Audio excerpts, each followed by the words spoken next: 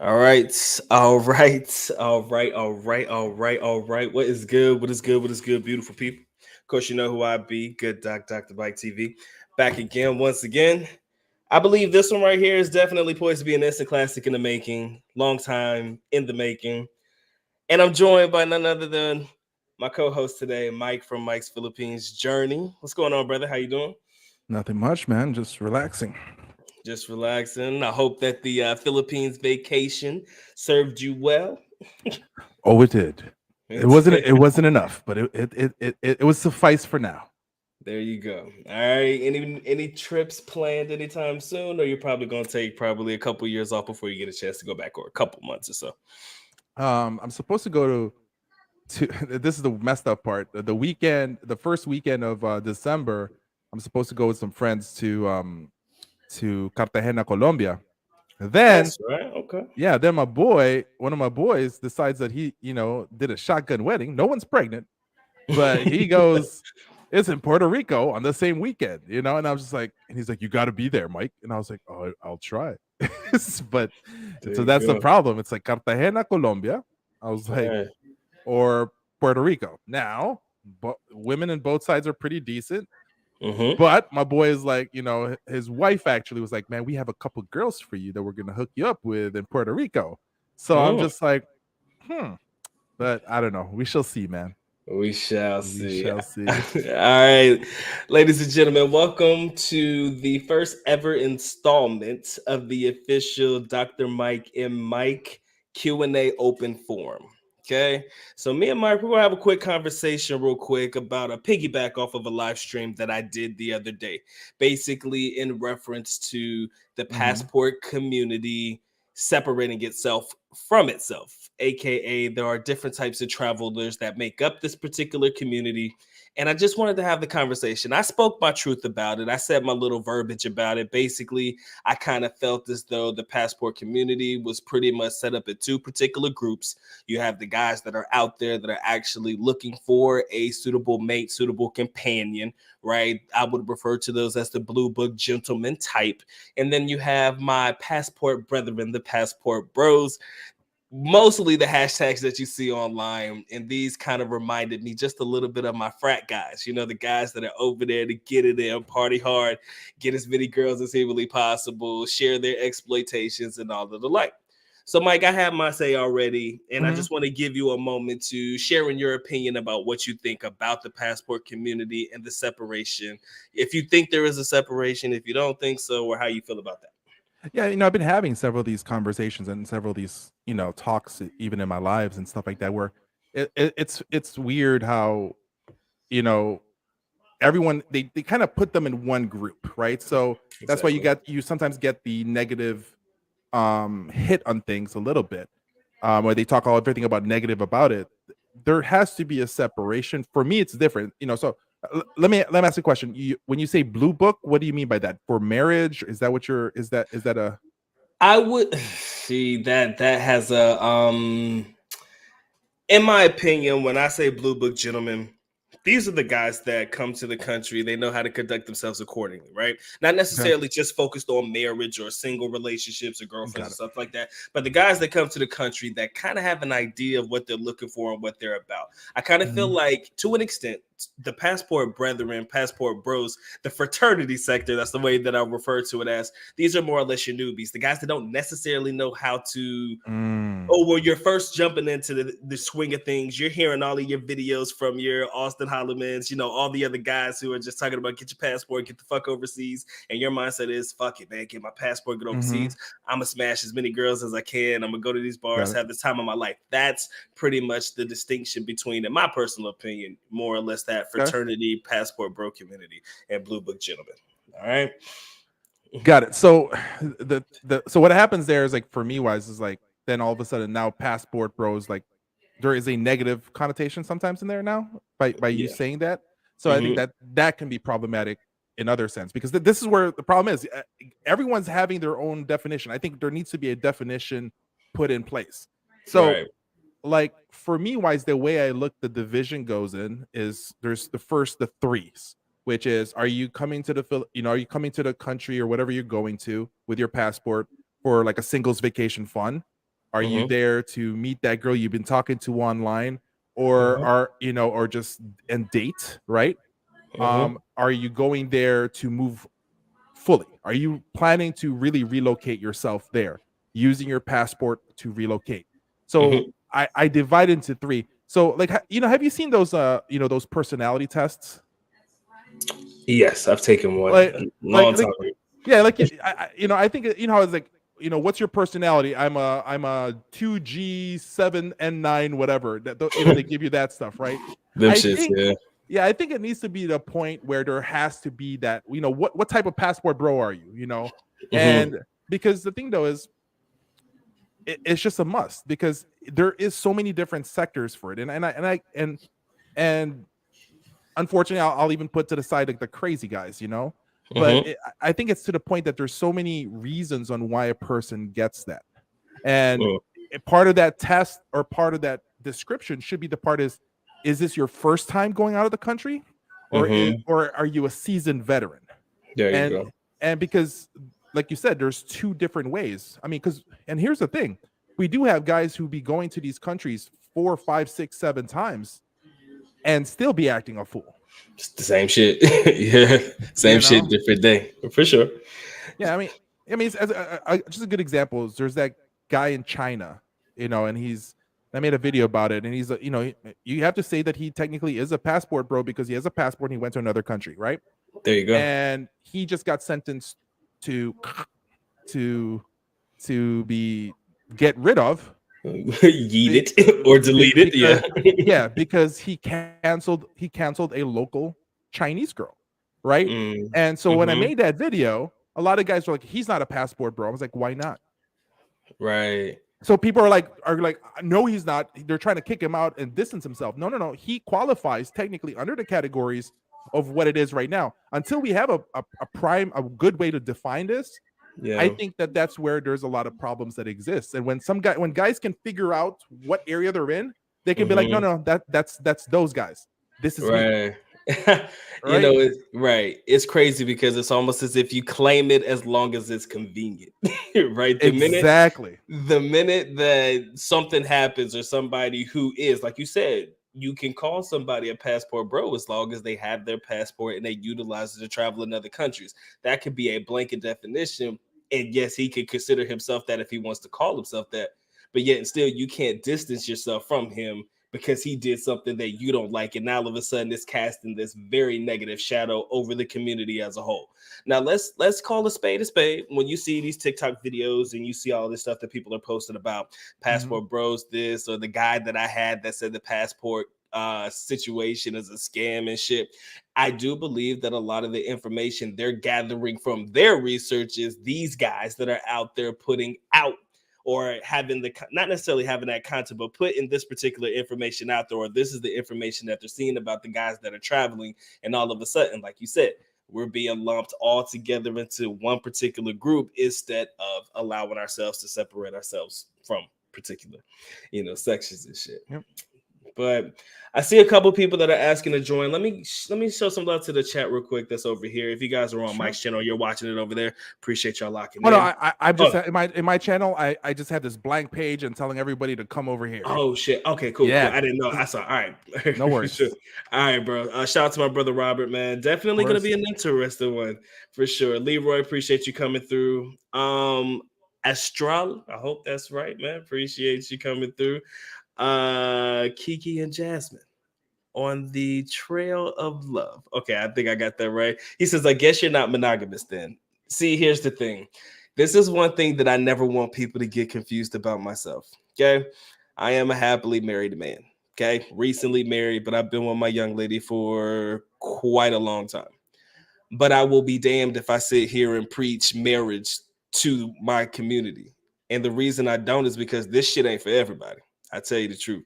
Marriage ain't for everybody, man.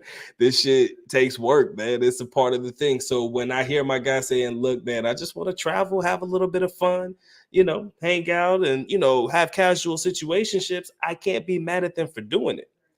But when I hear about it, and going back to what we were talking about, not necessarily the separation of community, but you have some guys that have put out their exploitations on social media, right? And you have some guys that will keep it to themselves, right? There is a quick distinction between the two. Sometimes these guys are participating in the same activities. I'm not going to say that they're not, but there's certain ways of going about it. And some guys who know how to go about it, they do it that way. Other guys who want to brag about their exploits or their conquers or whatever you want to call it, they kind of put their stuff out there for everybody else to view on social media. So kind of crazy. But do I believe in monogamy? I guess I should say yes, right? So anyways, yeah, okay. Yo, Mike, blink if you're okay, man. Blink if you're okay. Just because I know you got some guns in the house. Just want to make sure you're okay, man. Make sure you answer correct. Monogamy, yes. We all believe in monogamy. You heard. Yes, we do. All right. Shout out to Alex. What's going on, bro? Miyagi, appreciate you coming through. Philly, I'm gonna put the link in the chat in a minute to have you come on. Just give us 1 second.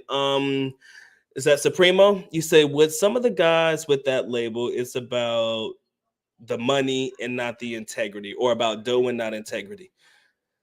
I guess I'm trying to figure out what you mean by that one.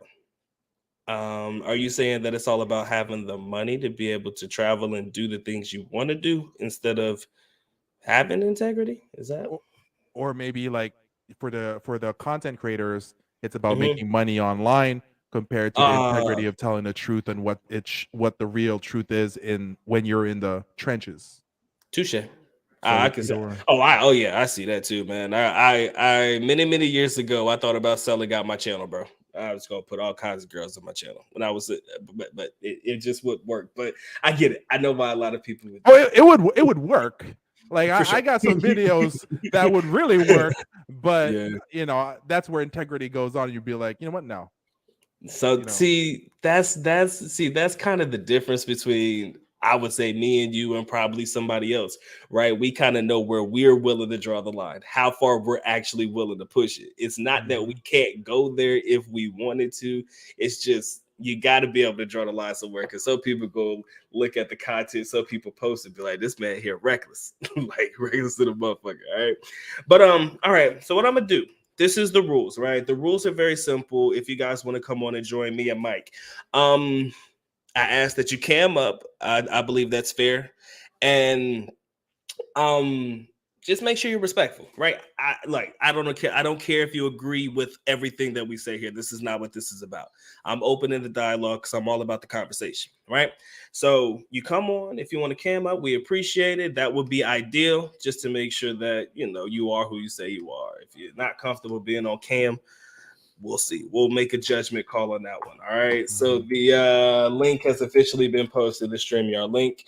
Whenever you guys show up in the room, if you guys have questions you want to ask first, please feel free to do so. But we're here to do this as a way of, the way I like to look at it is opening up the floor in my channel to the community in which we service, right? Because I do want to talk to y'all. I never really get a chance to do so. So it'd be good to have you guys on for the conversation. For sure. But if you guys show up, I'll be glad to let you on. Like I said, just follow those 2 quick rules, cam up for us, and just make sure you keep the content respectful. We'll be good to go. But anyways, let's see. Back up. Nah, I didn't miss anything. All right, Maximus, what's going on, man? I know I didn't shout you out yet. But yeah, appreciate you guys coming through. But yeah, back to the passport community that we were talking about. We there was also a mention last night. I think this may have been after you had slide over there to your other show. There was also a there were talks about how the community in itself is already separated based off of the places that people choose to travel, right? Their loyalty, what I would like to call their loyalty to certain countries. So if you have anything you want to say about that one, based off of course, you have your guys that are die hard for your, Central America, Brazil, Colombia, Dominican Republic. You got somebody like myself, and maybe you included, that, we're pretty much ride or die for the Philippines, Southeast Asia, Japan, South Korea. Not saying that these are the countries that we would only travel to, but these are the ones that we seem to gravitate the most towards. So yeah. I think a lot of guys, number one, will gravitate towards number one is where they had more success, if they've traveled long enough, if they've traveled around more. they're going to gravitate towards that. And then there's going to be the guys who's going to gravitate and just say this is the best place, and you find out it's the only place they've actually been to. So it's like you just can't. I mean, a good way to kind of like you were in a live a long time ago, the Japan against Philippines, Yeah. and like the Philippine guys, you and the other gentleman was like, you know what, Japan could be cool. Also, you guys were actually very positive about the Philippines and the potential of what Japan is about and want to learn. Those Japanese guys were like, no, Philippines is this, they're poor, this and that. And I'm like, have you been around really? So I think it's like wherever you're going to be more successful, and also at the same time as where your influencers that you watch are more pushing you towards, and let's be honest, if we're going to look in the passport bro, the black community and stuff like that, they're going to go Latina, the booties over there. I mean, let's just be honest, booties with the Latinas, you know what I'm saying? I mean, like, Latinas are dangerous for me. I mean, it's just that's like one group of like, I'm like, I don't want to accidentally mess up and simp all of a sudden, start simping like crazy and everything like that. But I'm just saying, so I keep my ground in the Philippines, but I'll be lying if I say my first preference would be a Latina. True. All right. So Alex says accountability feels like an attack when you're not ready to acknowledge your own behavior in other countries. Did we say something that prompted that, or that was just a comment that was made? I'm trying to figure out. I think Alex is just making just a quick statement on how things work. And so, Okay. I mean, it's like, what's funny is like, don't we hear that a lot in the, I'm not gonna use the main term, but the man's space. We'll just say that the man's space, the RP, all that stuff. We hear so many times that accountability is a woman's kryptonite. Right? It's just one of the accountability is a woman's kryptonite. I think accountability, is technically a kryptonite for every human being. And it's just that you see some men who don't have accountability, and that could be problematic as well. Yeah, 100%. And there starts to be this fine line to an extent, because you'll have a lot of guys that will say all the naysayer things that you hear about women in the West. I will admit that I've said my fair share of things, but I always tried to be respectful, right? But it's like you can kind of hear where some people are coming from when they're saying, oh, they're only saying this because you can't get girls, blah, blah, blah, even though that's the main talking point, and sometimes that's not accurate. But sometimes, like you said, that accountability, if you were doing things in the United States, and I even made a video about this a long time ago. I said, if you can't get girls in the West, or you have issues getting girls in the West, what makes you think it's going to change for you in the East? More specifically, focusing on the Philippines. I mean, if you're having certain issues, and I'm not saying that it's just the women, but sometimes if it's things within yourself that you haven't changed yet, that could still prompt and still keep these guys having the same issues when they're dealing with girls abroad. I kind of feel like that shit still exists, right? Like, you can't overlook that fact if you're not willing to change, like my man said, some things in yourself, your own behaviors and shit. Yeah, I completely agree. I mean, it's just that if you lack social cues, if you already have a problem with social cues and stuff like that, see, sometimes like guys will complain about women not giving them the time, or women are this, women are that, and giving them hate. But the truth is, the man just did not learn a better way to how to approach a woman, right? And so of course, the few times, because men do not approach women all the time. It's not a natural thing where women get approached all the time, they're in percentages wise. So when you don't have as much repetition, you're only going to take what you experience, right? So if you're getting rejected left and right, you're going to have this bad taste in your mouth about women sometimes. And I agree with saying, like, if we go in the West, sometimes the way I look at it is that it's a lot harder now. I mean, don't get me wrong. It's women are feeling more entitled in a more majority scale. I'm not gonna lie about that in regards for Western women. But I'm also gonna be lying if I say that there's no good women. There are good women. It's just a lot harder to find, and then you have to go through like a needle in the haystack. Whereas in the East, technically, when you go to whether South America or the East or in the Asia and stuff like that, you're gonna have a better, easier time.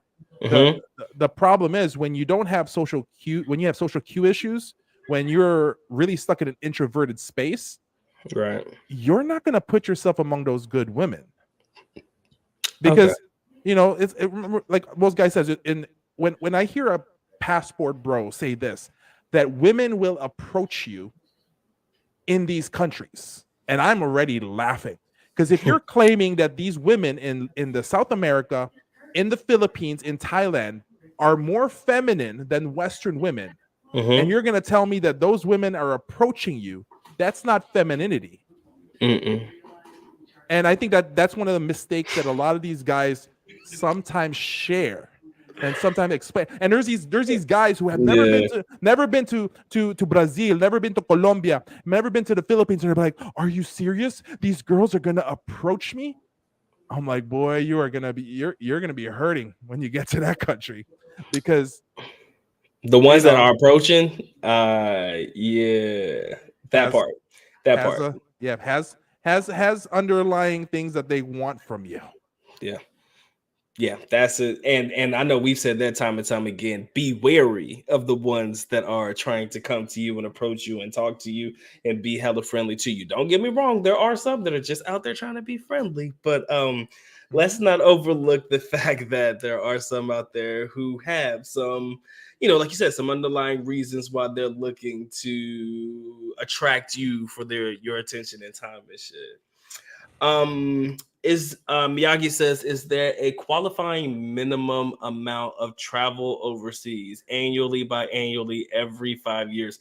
Okay, let me make sure I say this. I still consider myself a passport brethren, but I haven't traveled for, I would like to say, at least a couple of years or so.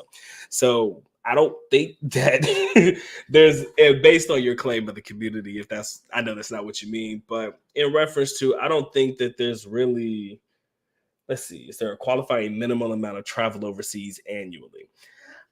Shit, this is where things get interesting for me, because you have some guys that will go over there one time and consider themselves a veteran of that country, right? Oh, yep. My favorites. Those are, Go.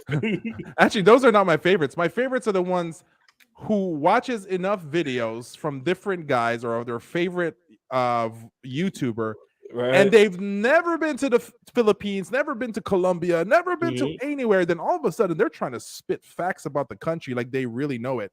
Those are my Mhm. favorites, and I'm like, and you can almost majority of the time figure who's who, because you're just like, yeah, no, that's not true. Mm. Like, we like take it from somebody who's lived there and been there quite a few times. My man, where are you getting your information from? Is this like a TikTok where you're stitching together content from like 50 fucking bloggers and shit? But yeah, I get it, man, for sure.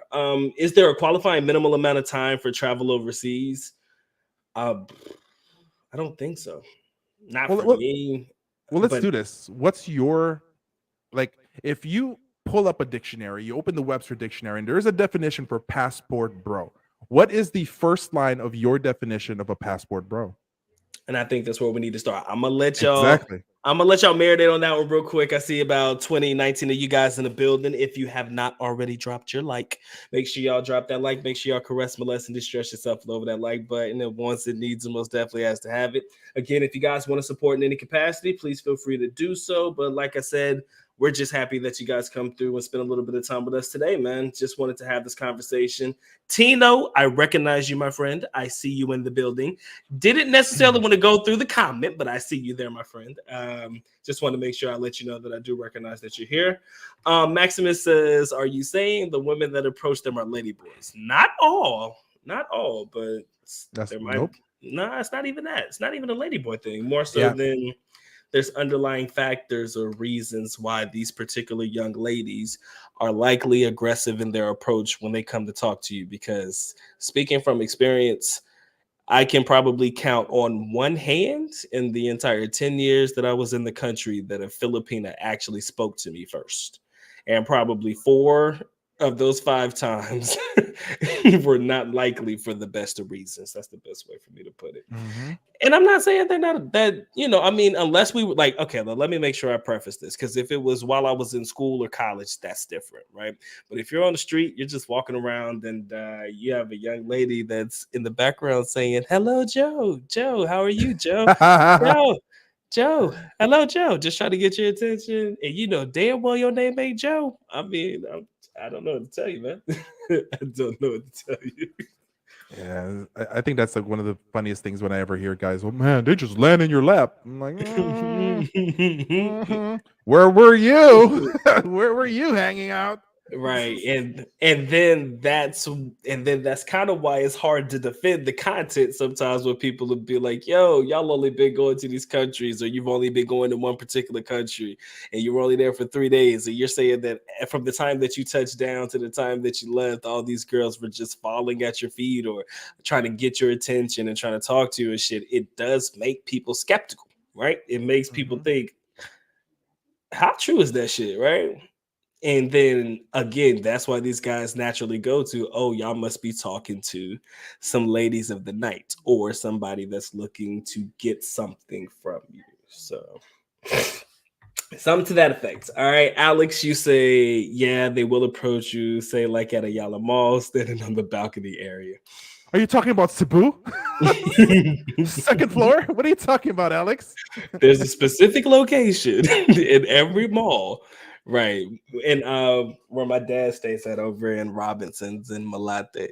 There's Oh, that downstairs. Yeah, man. That's I know it. There's oh, always a location. the Robinsons in Malate. Yes, Oh, sir. there's a lot of You, karaoke joints around the corner there. yeah, man. Lots of KTVs. To keep it a buck, man, LA Cafe is a short walking distance to your left. Okay, About down five. the street, make a right, right, and then You're, make, and you're then right in there. the corner. Yes, sir. And only recently did I recognize that there was actually a hotel that was located right next to the LA Cafe. Who would have Yeah, thought? It's but see, literally if right next to LA Cafe is where they have also the girls stay. Some of the girls is allowed to stay there. exactly So I don't know right. how I knew that. Apparently somebody Mm, told me what that's about. But but that's the thing. I think like do you think that a mm, you know like I have this thing where if a guy's looking for a girl, he should not have the mindset of pay to play, right? And it's you have to know which type of guy it is. And mhm, what's sad to me is like there's this video in Thailand where there's this passport bro. It's a content creator, and he's mhm, walking around. These girls are like grabbing him or talking to him, saying hello to him, and one girl hugged him and stuff like that. And he's like, "That's right, feminine girls are approaching you." And I'm just like, I that is, and that part. there's guys in the US Mhm, listening to this thing, watching this take play, and he's like, that's never happened to me, because that's not even going to happen to you at scorebirds, at score strip clubs, in Vegas mhm, or Chicago. It's not going to happen that way. And some mhm, guys just see this, and that's where it's just so dangerous sometimes, because I'm just right. like, if your mindset is about finding a girl to be your future person, and Mhm, that's what you see, that's a problem. right. If your vision is to be like singles vacation fun, I want to just enjoy myself, then fine, go for that. But this is where there has to be that separation and guys understanding the truth. Yeah, I'm with you 100%, man, for sure. My man says, as a trick, that is okay with me. So, are you basically admitting to the fact that it's as long as you are openly okay with tricking, you're good to go? I can't argue with that. But what I can say is what Mike said, man. If your goal overall is to find somebody for you, right, a particular young lady, your pay for play activity that can't be in the forefront of your mind. And the reason that is, and damn, Mike, this starts to get fucking confusing and It just so does. it gets complicated, right? Because you know, in the beginning, a lot of guys do want to put their best foot forward, and you want to buy shit for your significant other or somebody that's supposed to be your girlfriend. You want to do nice things for them, and then again, it's like, okay, what is considered nice? What is considered overly nice? What is considered okay, you're just doing this as a nice gesture as opposed to, well, damn, bro, you're over here paying bills and shit all of a sudden. So it Mm, starts to become, okay, where do you draw the line at? Right? Because to an extent, some people may look at it, although you didn't upfront say, look, I'm putting this money down on the table. And as a result, there's going to be a transaction that's going to take place, right, between you and me. Even though it didn't come out exactly that way, you kind of still putting the money out there, and it starts to add up, and are you really, or is she really in it for you? And you start to have those like complicated questions that you got to ask yourself, because if you led with the wallet in the beginning, you already know that could lead to some serious issues down the line, right? So it's hard for me to break down that one, but you know it's gonna always be difficult, and I kind of leave that one up to everybody's own discretion, because again, I can't tell you what's a fair amount to spend on a girl before it's considered you just paying for their company, and shit like that. So I mean, I don't know what you think about it, but well, in my mind, you said a perfect word out of everything that you said. Add up. If it's adding up, then something is wrong. If it's a one-off purchase, like I was with this girl and stuff like that, and we all of a sudden just decided to go to the beach and stuff like that. Yeah, okay, fine. It's my reason. I took her to the beach. All of a sudden, we're in the beach now. So okay, she doesn't have a bikini. I'll pay for the bikini because all of a sudden I put myself in that situation. But if things are adding up where you're continuously putting some stuff and then for time, then that's where some problems, because then you have some of these guys and they actually talk about it, even in the South America passport community type of a setup or section, where there's guys like, yeah, I send her $30 a month. What's $30? So at least when I go back to Brazil, when I go back to Colombia, what's $30? And she's ready to go. Says who she's ready to go for you? Says who? And so this is where the problem is, where it adds up, or where it's a like an automatic withdrawal. So if it's like you're guaranteed giving $50 a month to somebody, I think that's completely wrong.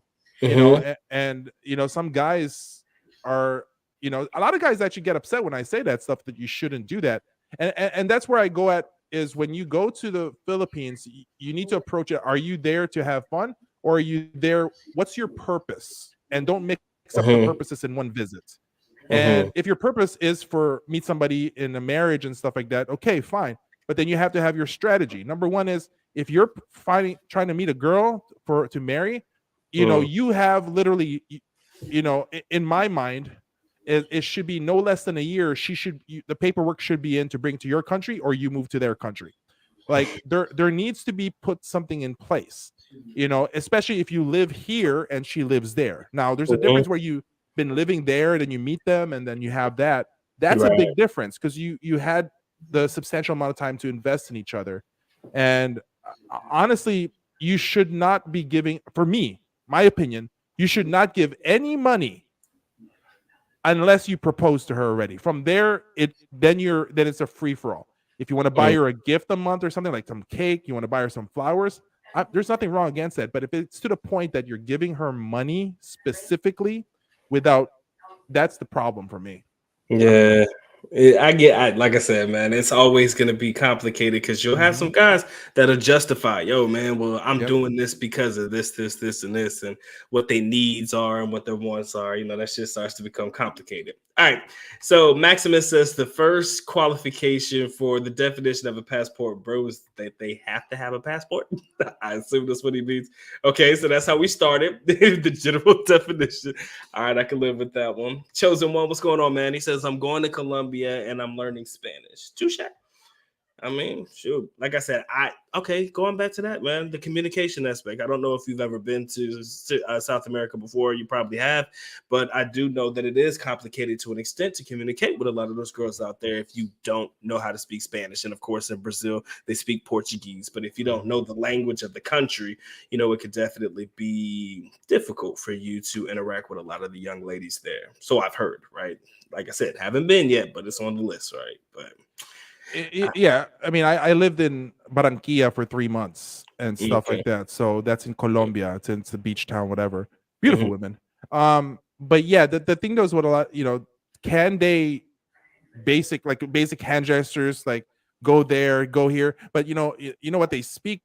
Some of these women, they're gonna speak money pretty much, but they're gonna be like, tu tiene de dinero? I'm like, buy me something, whatever, but no, I'm kidding. I'm like, not everyone is, not a majority. But if you don't speak Spanish and you go to a Spanish community where English is barely spoken, where actually even streets and signs are in Spanish. You're going to put yourself in a position where you're going to rely on people around you, you know, and so it's difficult. And that doesn't mean that you're not going to be, if you're in a tourist areas, you're going to be able to get by more. Like if you're in, you know, I haven't been in Cartagena yet, but in Cartagena, you should be able to get by if you're mainly in the main streets. Same thing in Barranquilla. But, you know, we all know for a fact, you know, the Philippines, there's two main languages, which is Tagalog and English. Right. That doesn't work that way in South America. It's Spanish.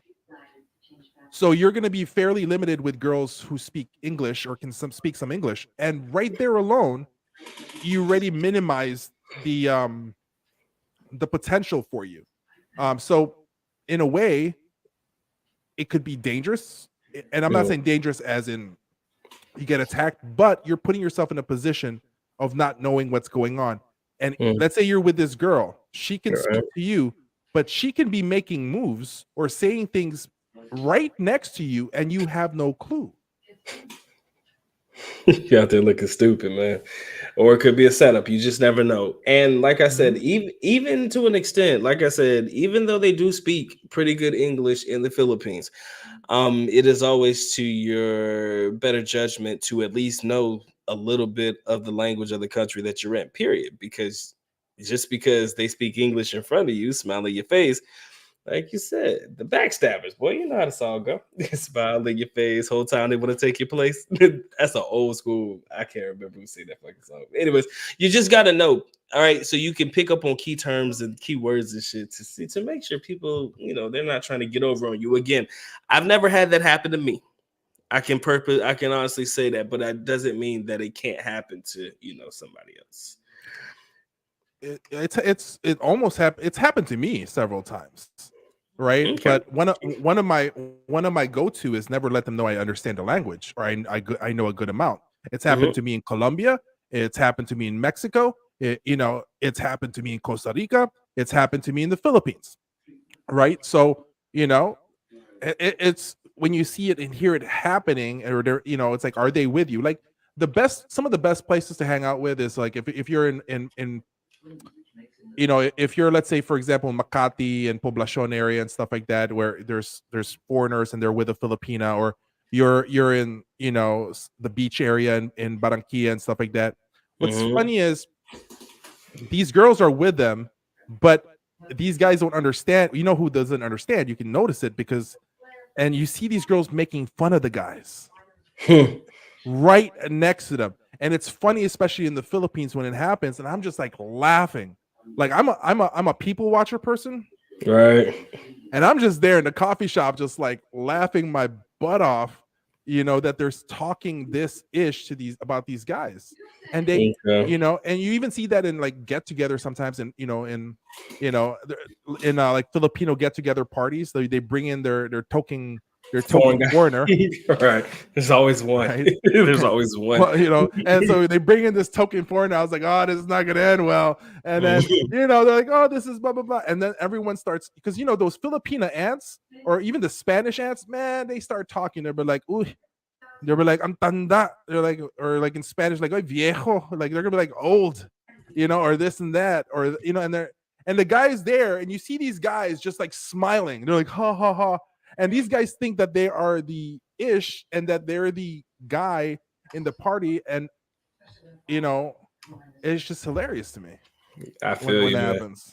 It's just crazy. All right, Philly, my man Philly's in the background. I'll get you in a minute, my brother. I just want to read a couple of comments again. 26 in the building, man. Appreciate you guys locking in. If you guys haven't already hit that like button, make sure y'all knock that out. Again, if you guys want to support, please feel free to do so. Again, this is an open forum, so we are allowing people to come on.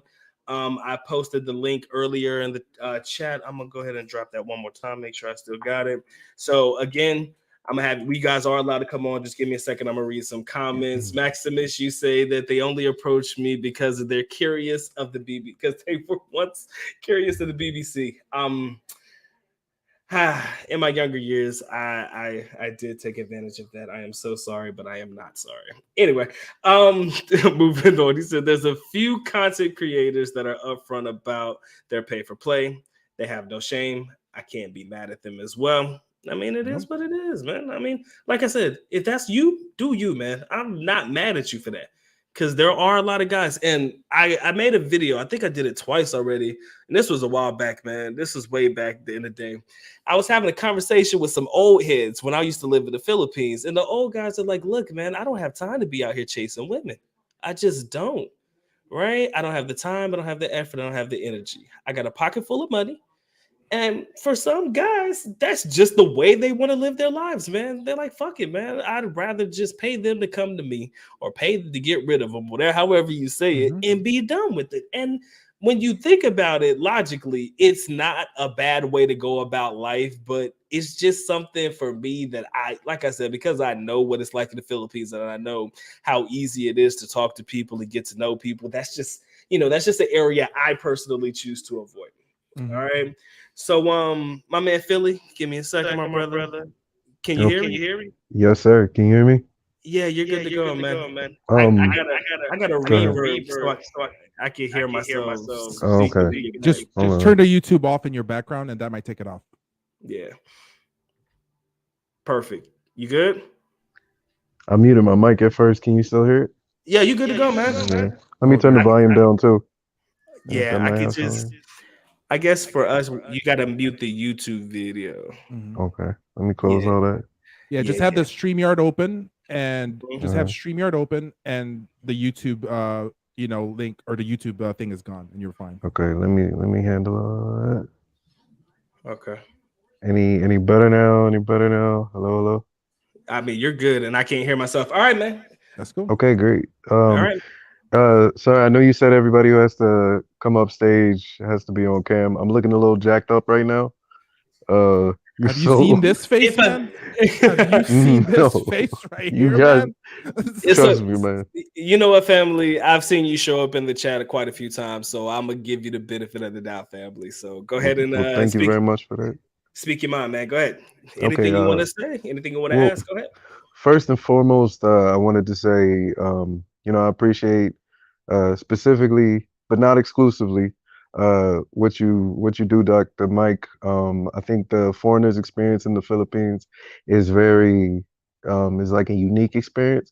But also, I'm an African American man, and while there's a lot of overlap between all Americans and all foreigners going into the Philippines, there's kind of a unique experience for men of color, um, as I believe both of you are.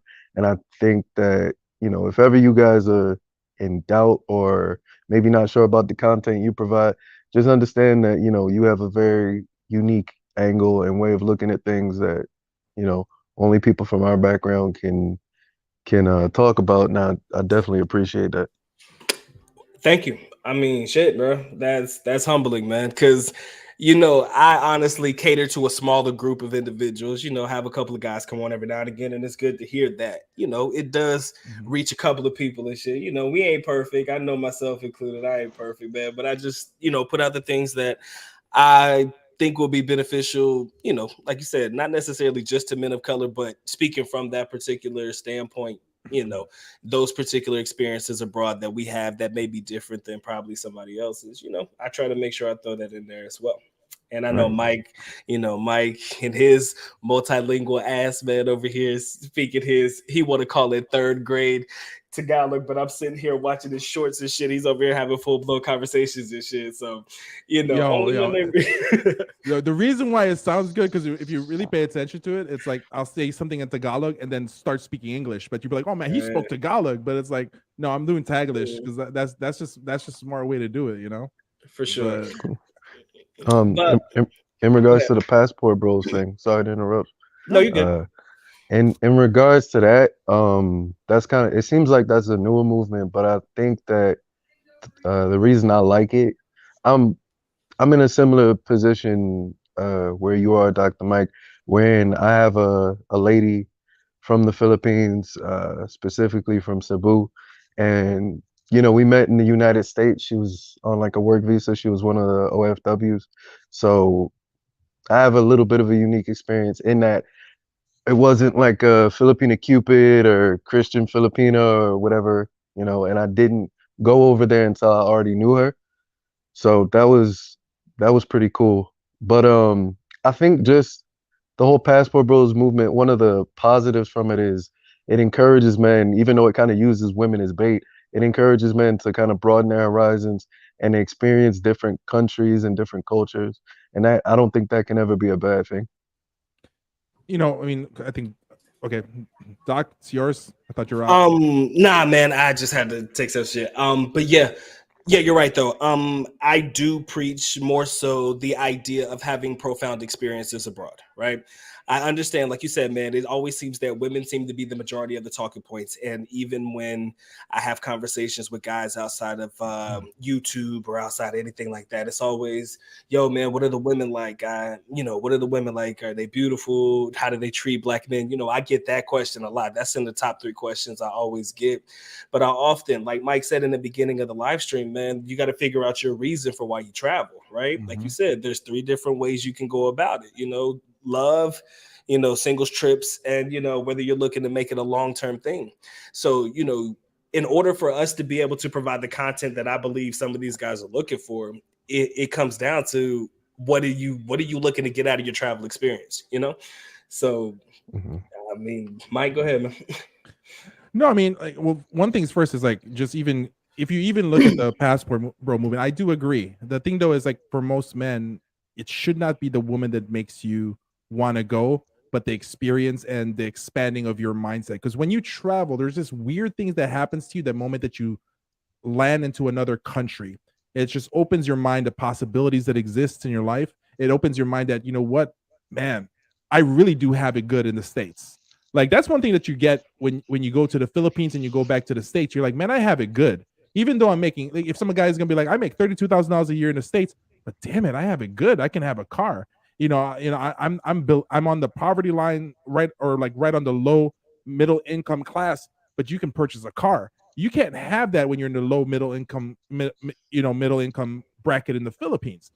So, it just expands your mind. And when you are able to expand your mind, then there's productive things that happen. Some of the best ideas I had in business and stuff occurs while I'm on vacation when I'm in another country. So, but when we start, it's funny, like we talk about the Passport Bro movement. I always say like in the Philippines, a lot of people don't know the history that the first guys that brought Filipinas back to the US were brothers. If people don't know this history, the Buffalo Soldiers that got sent to the Philippines to fight against Spain for America came back to the United States and brought back themselves Filipina brides. So the original Passport Brothers were the brothers, and people don't understand those history that occur. I mean, and a lot of those guys settled in Seattle. There's this guy named something Jenkins, Sergeant Jenkins or Lieutenant Jenkins was his name, and those were the truth. Because back in the days, the Caucasian guys cannot marry somebody else and bring a Filipina back home. That was going to be frowned upon. But so the history of guys coming to the Philippines has been a while, and especially for African Americans. I was very much aware of that one. And when I saw my man Thurgood Marshall had him a Filipino wife, I said, "Baby, we've been doing this shit for a long time, bro." For real. Thurgood Marshall, that's right. Thurgood Marshall, his wife, he was Filipino. That's like crazy. But shout out to my man Manny, Get Lost Vlogs, man. Appreciate you guys locking in again. Open forum, guys. I'm allowing you guys to come on if you want to. If you have any questions or anything, we would love to hear from you verbally. You can also add your questions in the chat, and we'll definitely try to make sure that we get to it. All right. So, Doc, go ahead, Philly. What's up? If I may ask a final question, and then I'll get off stage to allow somebody else, the opportunity to come up here with y'all. Cool. To clarify, I saw some of the comments people were saying, like, what visa did my fiance have when I met her? Maybe she was there on a fiance visa marrying another dude or something like that. No, she tourism and hospitality is a big thing in the Philippines. That's why you'll see a lot of flight attendants. You'll see a lot of Filipinos working abroad in the hotel industry and on cruise ships and things like that. She Yeah. specifically, they use that as kind of a way to kind of get the other countries to experience other countries. Because if you work for a cruise ship for pretty cheap, you can get taken around the world basically, and they pay really well. And Very true. vice versa and everything like that. She Yeah. was on what was called a J1 visa, not a K1 visa. That's the fiance one. A Yeah. J1 visa, which is a year-long kind of work and study visa. But my final Right. question is, have you guys ever gotten secondhand embarrassment from other foreigners in the Philippines, from things that you've seen or situations like that? I All right. No. personally was in Ayala and I walked by a Bose Coffee and it was a Oh, bunch of that like, Bose coffee. yeah, it was a No, bunch of stay away from Bose I'll coffee. call them uncles posted up outside just scoping, and I was like, oh man, come on, man. Shit. Yeah, They Bose bet. coffee. That's gonna happen to you in a Bose coffee, man. You stay away from Bose coffee or the outside of a Starbucks. Like, Yeah, like those are two. But yeah, oh, Bose coffee. When the moment you said Bose coffee, I was like, it's over. Yeah, especially in Ayala. So that was in Cebu, right? You were in Yeah. yes, Ayala Mall in yep, Cebu. Uh-huh. yep. Yeah. It's amazing. You knew the exact location out of all the Bose I coffees in the cringe. fucking Philippines. You knew I cringe. exactly where. hmm Top level outside on the like veranda facing Right the on the outside area. balcony. Right on the balcony. Yep, right on the balcony. That's their head operation center right there. Fucking headquarters, man. Yeah. Damn. That's tough. Mike, how do you know that? I don't know.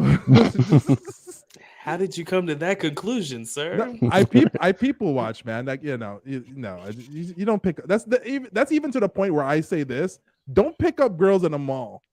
Like, just don't. just stay away from them. That's crazy. But as far as the question, secondhand embarrassment, shit, man. It's hard for me to say that, and I hate to say it this way because it doesn't separate me from the crowd, but it does to an extent. But a lot of those guys are the old heads, like you said, the uncle types. And at the time when I was in the Philippines, man, I was this 20-year-old kid, man. So it's almost as if they didn't always put us in the same circle, but I did kind of feel to an extent if I did see a other brother in the Philippines cutting up, I didn't care how old they were. I did kind of feel like, man, you're really out here fucking it up for everybody, man. You're doing the most right now, bro. You gotta chill. And I be thinking that in my head, right? And it got to the point, y'all, and I hate to say this because it's gonna sound so fucking insensitive, but I used to say, like, yo, that shit ain't me, bro. I used to feel like I was one of the Filipino people just looking at other foreigners and couples with the younger girls and shit. And I'm over here doing the same thing that these Filipinos would do to guys and shit if they used to see them in the older, younger relationships and shit like Right. that. But, to an extent, I'm not saying I separated myself from it, but, sometimes you do just shake your head like, damn, bro, here's another one. Either he going to turn out to be a sucker or he out here, trying to live his best life. So there ain't too much I could have said about it. Yeah. You try not to judge, but then you think to yourself like, man. But then you realize in a way, you're looking at yourself. It's like looking in the mirror. It's weird. It's like, anyway, damn. thank you guys so much for taking the time out to give me the opportunity to come up here and talk to y'all for a bit. Appreciate you, man. All right, Yes, man. sir. Have a good one, man. Stay blessed, bro. All right, guys. 25 in the building, y'all. If you haven't already dropped your like, make sure you do so. I got my boy Manny in the building. What's going on, brother? Just give me a minute. I'm gonna just make sure we can hear you. You good, man? Yo, what's good, Brody? Chilling, man. Long time no hear from, man. What's going on? Yo, what's good, fam? Sorry, I'm on that Philippine Wi-Fi, so I might be a little bit spotty every now and then, but All right. what's good? What is up, gentlemen? I'm happy to be here. I hope you guys are in good spirits and in good health. You know what I mean? Always. I'd rather be switching positions with you, man. If you're freaking in the Philippines right now, I'll take that shady Wi-Fi anytime. that PLDT Sky Cable shit, man, any day of the week. That globe right. SIM card, buddy. Yeah, forgive me for not having my camera on. I'm like homie before I'm a little mess. I actually just woke up over here. Okay, no problem. We got a little tropical storm Paeng going on over here, but yo, I'm still out here, Mike. You feel me? I've been taking a creative hiatus because honestly, I just wanted to take this time to focus on my mental health. You know what I'm saying? Like a good year since I put a video out on YouTube. So always, man, always. And yo, I've been experiencing a lot of growth out here, Doc. Like for real, man. Like And on a more personal level, like people mhm, I want to encourage other men, specifically black men. You're gonna see a lot of negative people, even in the comments, like just shitting on the women, shitting on your inspirations, whatever you want to do. You really gotta say fuck that and just go, man. It don't matter if it's for a woman, it don't matter if it's for yourself, your own personal growth. Get the mhm. fuck up out of that matrix. I'm telling you, like, I wish I could take some of my peers that I grew up with and just show them like, yo, there is more to life than what you got going on in the hood. You know what I mean? True. And like I said, I know you've been at this for a while. I mean, not necessarily because probably consider yourself a passport brother, but I know you were working also in the Middle East prior to you moving full time to the Philippines, correct? Is Oh, that bro, check this out. Check this out. In the Middle mhm. East, I could not even find work. They thought that I was rich already because I'm American. Ah, My shit. Check it out. My lady was the breadwinner over there, bro. Oh wow. Oh, please, my friend, please My, share my with the audience. Go Is ahead, man. She's bro. Pinay, obviously, right? She's Pinay. Mm, Yeah. She Yeah. is. She is. And you know what's crazy? My one of my homies paid for my passport. He was like, brother, I really want you to see the world because he come from a similar background than me. Shout out to him. His name is Sonny Bo. He's a okay. old famous rapper, turned Muslim now. He's in UAE just living his best life, you know what I mean? Oh, for sure. So he looked out for me and was like, bro, I want you to see the world, man. I'm gonna help you get your passport. And he did. So I Mhm. took that opportunity to travel. I was gonna go and teach English over in UAE. Okay. But here's the thing about UAE. You know, it's like one of the youngest countries in the world, basically. Yep. Like, Hmm. so the laws are constantly changing. Right. And the requirements for me to get there and teach English, they changed right before I got there. The requirements changed. So Hmm. I was sort of like stuck and I had to do a bunch of visa runs every month, but I was still looking for work, you know, but check it out. My lady held it down and I didn't even have to ask for shit. You know what I'm saying? I did not have to ask for shit. I did not even like look at it as like, yo, I'm taking advantage of this woman. She didn't look at it like I'm taking advantage, like vice versa. You know what I mean? Hmm. There was no ill will. It was just genuine, like, yo, I want this man in my life. You know what I mean? And like we even had arguments over there. It's like, yo, like I'd rather like, you know, she was like, yo, if you want to go, then you can go. It's cool. She kept it cool. You Hmm. know, kept it G. Now check it out. A lot of shit happened in UAE. I don't really mean to put my personal business out there, but check it out. Maybe my story will help somebody else. Um, we had a son out there, but unfortunately he did not make it. Okay. Um, and he's still buried in UAE to this day. But check it out. Basically, I said, you know what? I'm gonna stick with my lady, and I'm gonna give the Philippines a shot because maybe I'll have a better opportunity there as somebody that speaks English. And I remember one time we was on a stream doc, and people would, you know, you got some negative Nancy's in the comments, like, why would you want to move to the Philippines and make a few $100s in the call center and whatnot? You know what I'm saying? Always. Yeah. But check this out, check this out. So as soon as I touched down the Philippines, I got myself a job.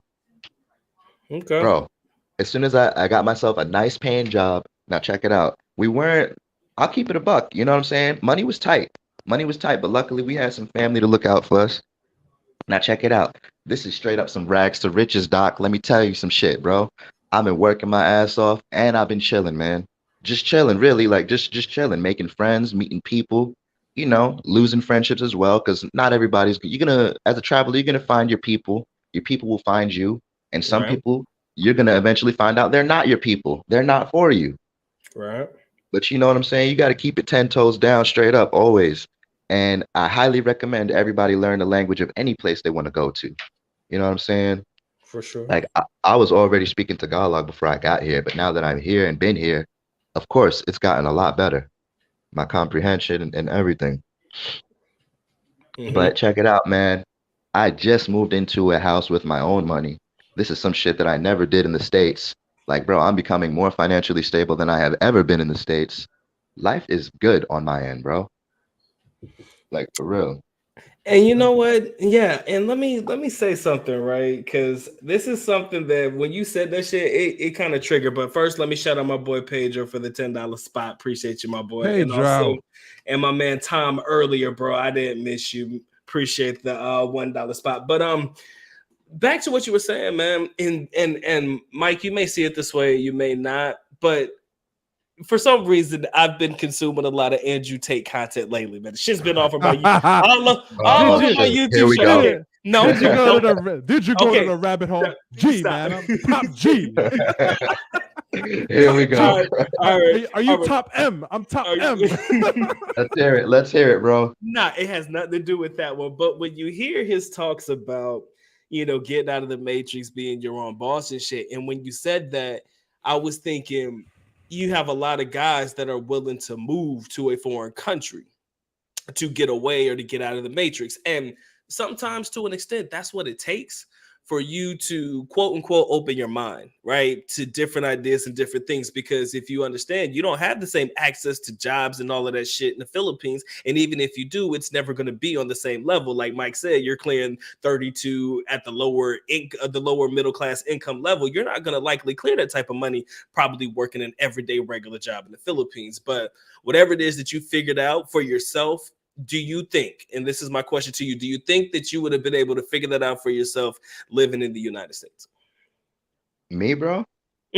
What you have right now and the way that you've been able to channel the energy that you have, the positive energy, just figuring yourself out. Like you said, I would like to call the sequence of events, moving from the Middle East back to going to the Philippines, touchdown, getting you a job, transitioning in this last couple of years to being able to buy a house. Do you believe that your mind would have been open enough if you had stayed in the United States or if you had lived in the United States?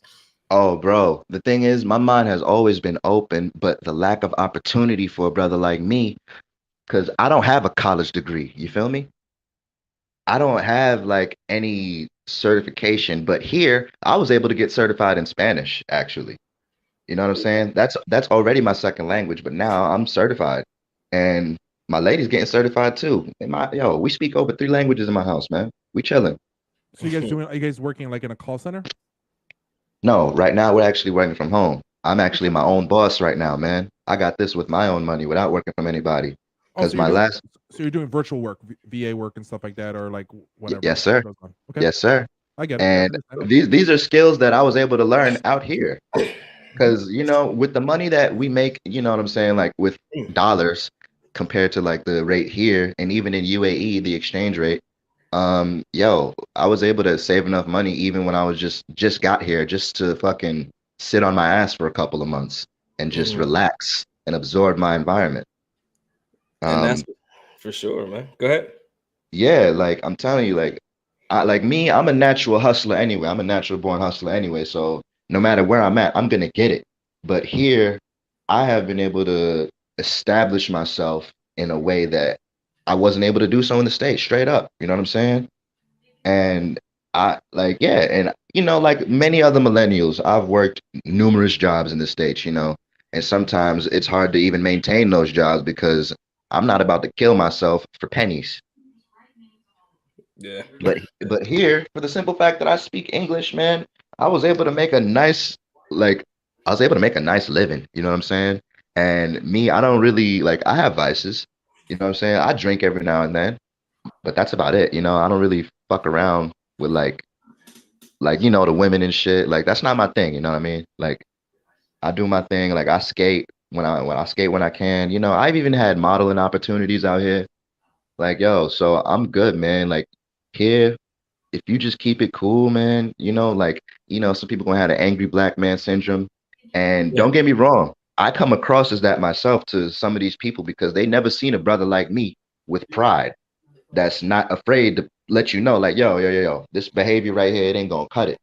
And I'll tell you right after you do it. I'm not part of see, here in Asia, saving face is a really big thing. So they don't want to be correct. They don't like to be corrected in front of other people and whatnot. But no.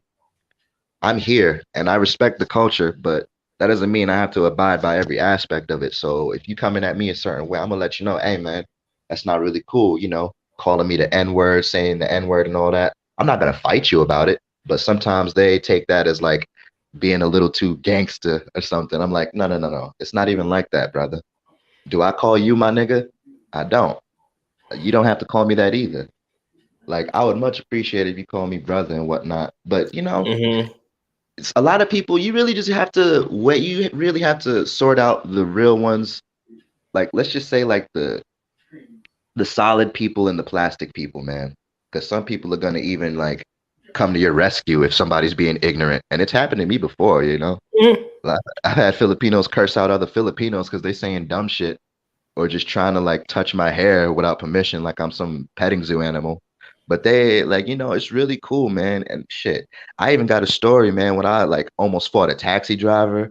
This dude almost tried to fight me at a fucking skateboarding event last June.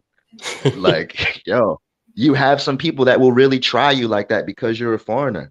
And yo, Mm. even some other foreigners, they bring this energy out here, like you mentioned earlier before I got on, and they try to one up you and embarrass you in front of other people. And I don't know, man. I don't know. I really just I stay to myself, man. I know a couple other foreigners out here, but I don't know what it is, man. It's this thing that other foreigners like when they see another guy out here doing this thing, like they got this weird vibe around them.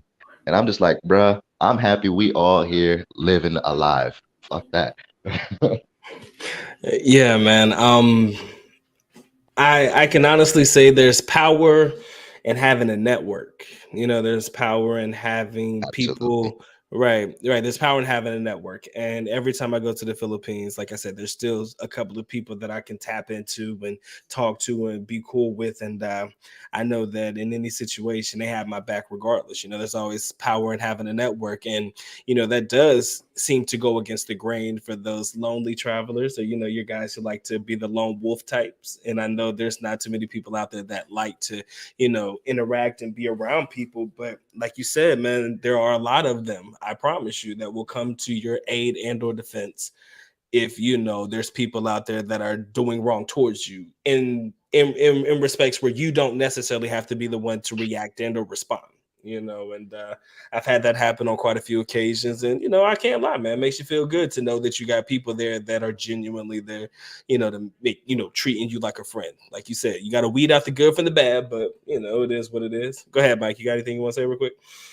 I mean, I think that what happens is, unfortunately, a lot of Filipinos have this curiosity. A lot of these Filipinos, unfortunately, look at Americans or look at African Americans sometimes from what they see, from what they see in TV, in movies, and so sometimes, I mean, yeah, the N-word will come out. I mean, they try. I've seen Filipinos now try to use the N-word in day-to-day conversations. I'm just looking at. And even I have to like pause and be like, yo, no. I'm like, no.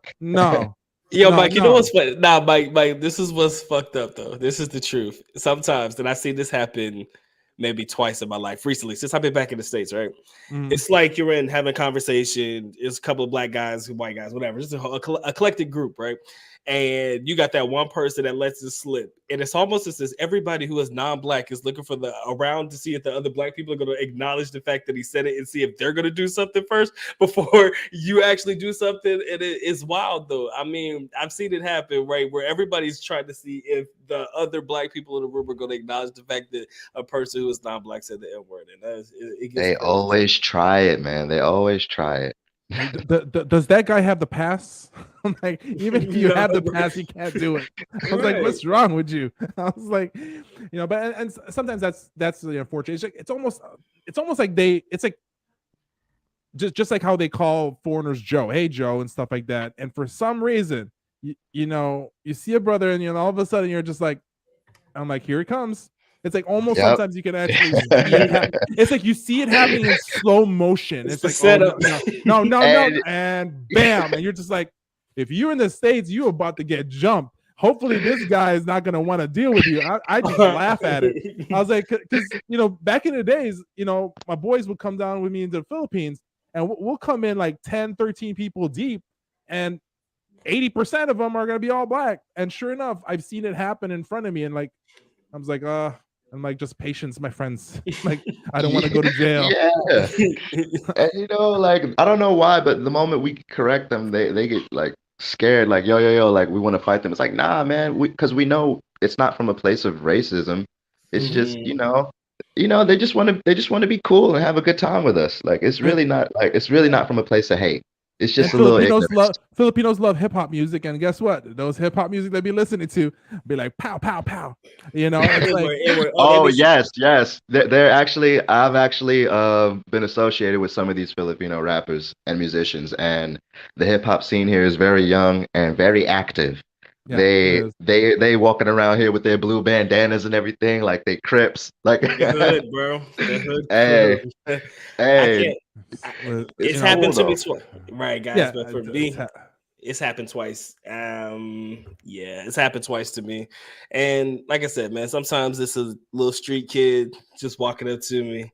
Hey, what's up, man? And I'll be like, and I have to catch myself. I mean, don't get me wrong. When I hear the word, man, it's like, damn, that shit still hit a little different, right? Yeah, But it still I stings, right, especially it from a seems right. non-black person. And right. And I have to understand that, like Mike said, man, the hip hop scene is heavy. And sometimes, to keep it real with you, this is how they learn English. I said before, like they learn English through listening to rap lyrics. And if it's readily said in, your favorite rap song, I mean, whether you comprehend it, understand it or not, I can see how they can say it. But then again, I do believe there's always an appropriate way to check the situation. There's always a right way to go about it, man. You don't have to, like you said, come off as the ABM, the angry black man and shit. It's just be all angry about it. Like Mike said, you roll an 80 deep, somebody say some shit, you're like, God damn, you already know where the energy's going. And it's usually coming from people who have never been in the country, or somebody who's might be new to the country and they just ain't used to hearing it because, you move to a place like the Philippines, you have the expectation that you're going to, get out of the idea, get from around people who have that particular mindset. And again, it's not the mindset. It's just sometimes it's a word that's just thrown around, and it's not always, like you said, meant to be negative, to that extent. So I agree. Yeah, and it just comes with, it comes with the blackness. Yeah. So Yeah, it's man. one of the, it's honestly just one of the punches. We got to roll it, For sure. And like I said, man, if you've been there as long as I have, and I've only heard it 5 times since, for as long as I was there, I kind of feel like that's a pretty good number, and again, every time, with the exception of one time, one time it got a little serious. It hit me different, but other than that, the reminder is just, it is what Bro, between you and me, I've heard him say it more than here than back home in the States. Damn. But that's just in certain parts of Manila. Yeah, they just trying to be cool. They just trying to be cool. But it's all love here, man. Like I can honestly say I found some Filipino people that have looked out for me in ways that I could never imagined. Like, so the only way is up from here. That's all I got to say. But I don't really the evil eye is real, so that's why I'm just staying silent and just letting my blessings come. I'm not really the type to just put my shit on Front Street. But life is good over here, man. Life is good, and it's gonna get better. Can't Already complain, claimed my it. brother. Always, man. Already claimed it. Yeah. It's always good vibes to have, my brother, and I'm glad that you are able to spread that positivity. But I do have to answer this one question. Shout out to Maximus. I see you. He says, if you're in the Philippines and you see the KKK flag, don't get mad. Does not have the same meaning as in the United States. It's probably no time out. No. Let me make sure I clarify. He's right. It means kataas-taasan kagalang-galangang katipunan. Right. I thought that's not a political party, or is it? It's actually the Filipino Revolution, led by Andres Bonifacio, original Antonio Mabini. You have Emilio Aguinaldo, the first president, and stuff like that. So yeah, I actually had. What's funny is and the reverse, I had a friend see a freaking T-shirt with like all these different flags, and he's like, "What the hell?" And I was like, "No." I was like, triggered. No. He was pissed. I mean, he's like, "Wait a minute."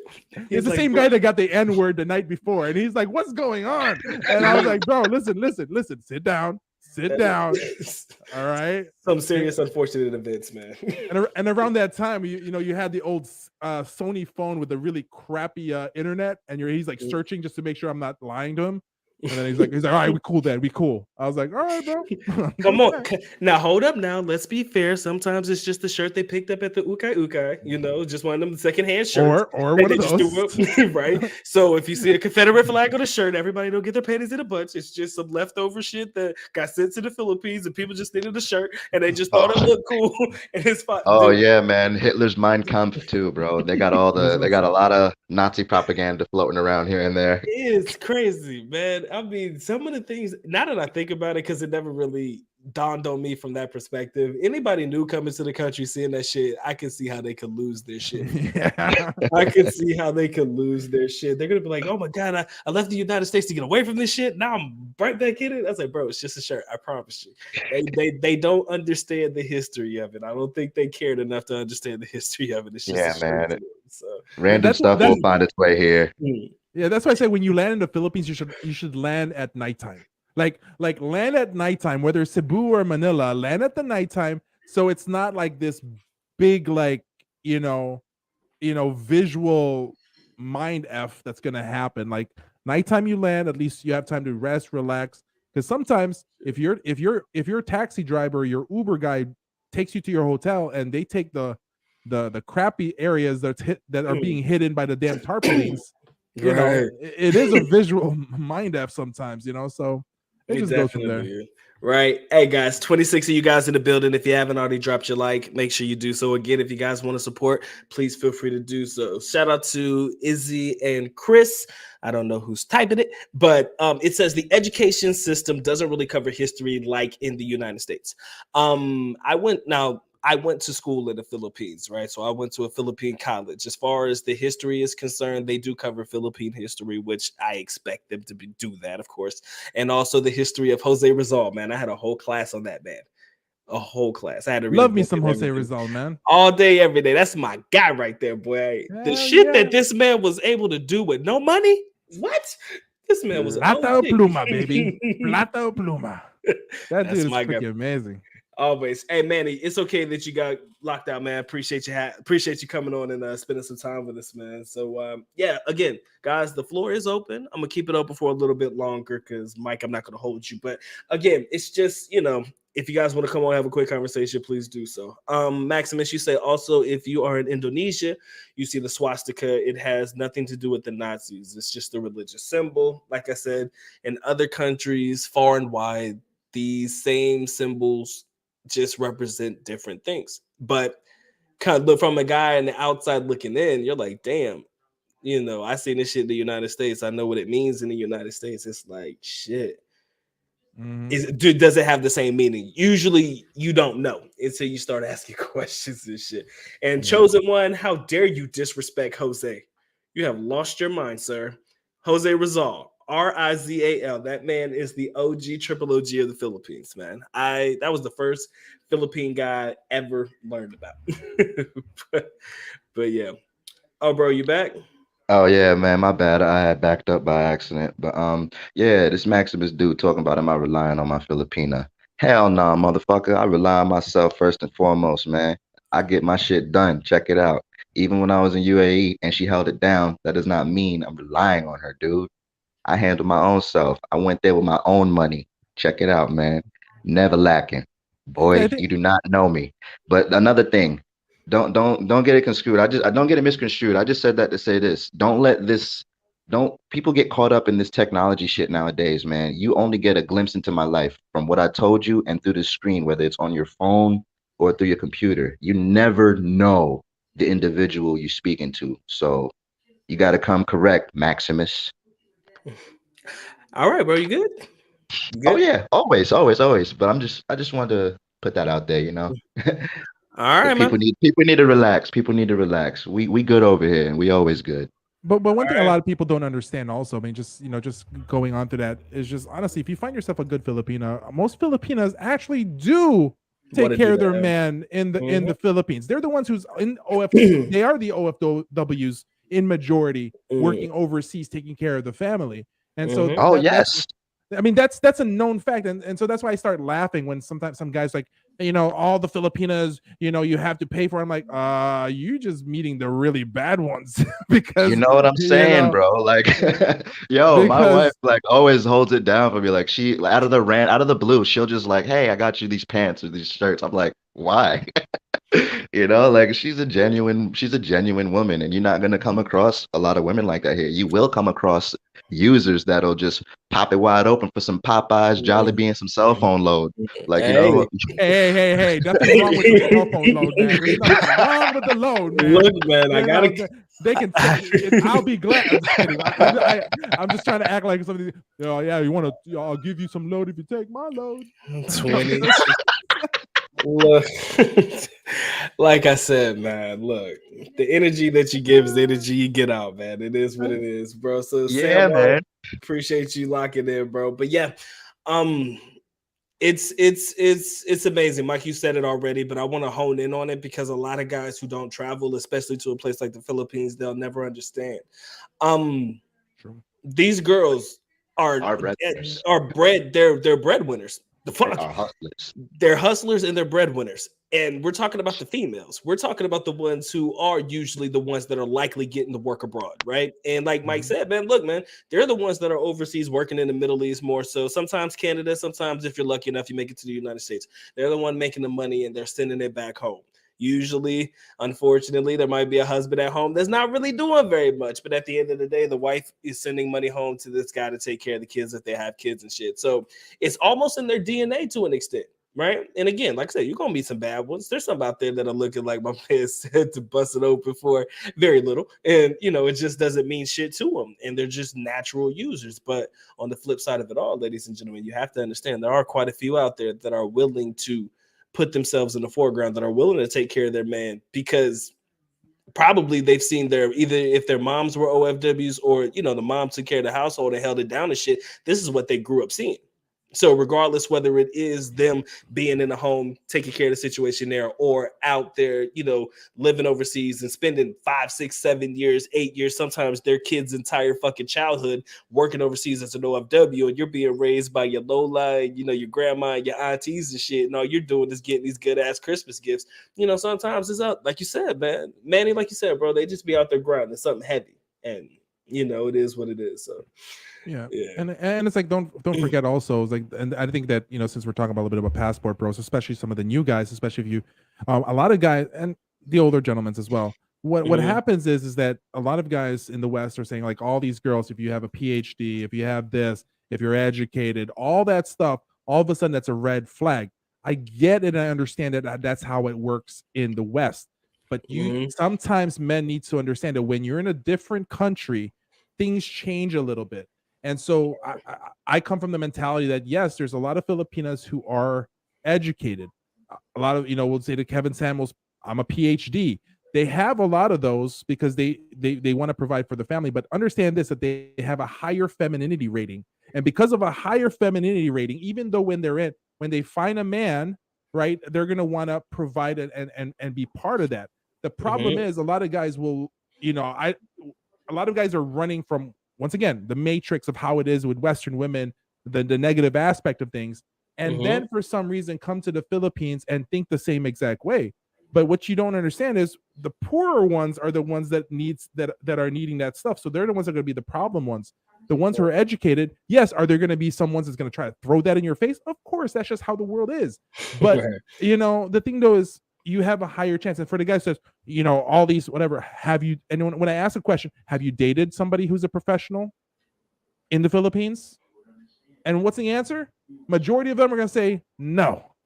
So in that case, you cannot talk unless you've done it. So it's like, it's kind of sucky. And then but hey, that's more women for me. That's more women for the guys that don't mind dealing with women who are professionals, who want to work, who want to hustle, who want to do that. But get stuck with the girls that lives in a hollow block with a Hello Kitty, freaking sheet hanging in the back, and go ahead and pay for her load every week, and then her boyfriend's tricycle. I'm just saying that you're just gonna put yourself in that problem. It is what it is, man. What do I think about Elon Musk taking over Twitter?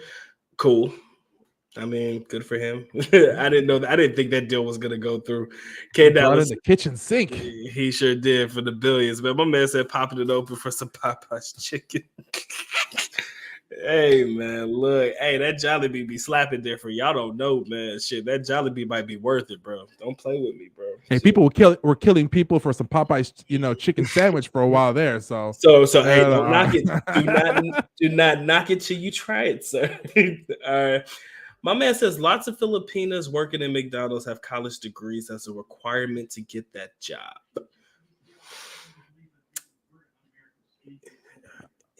What he's talking about is they use that as their if they are at HRM, they need certain points so they will work for McDonald's. But the ones that are working at McDonald's don't have, it's not about the college degree, but they go there to get their hours in for their HRM, to have all that aspect. So that's a cap for people think that you have to have a college degree to work at McDonald's or Jollibee in the Philippines.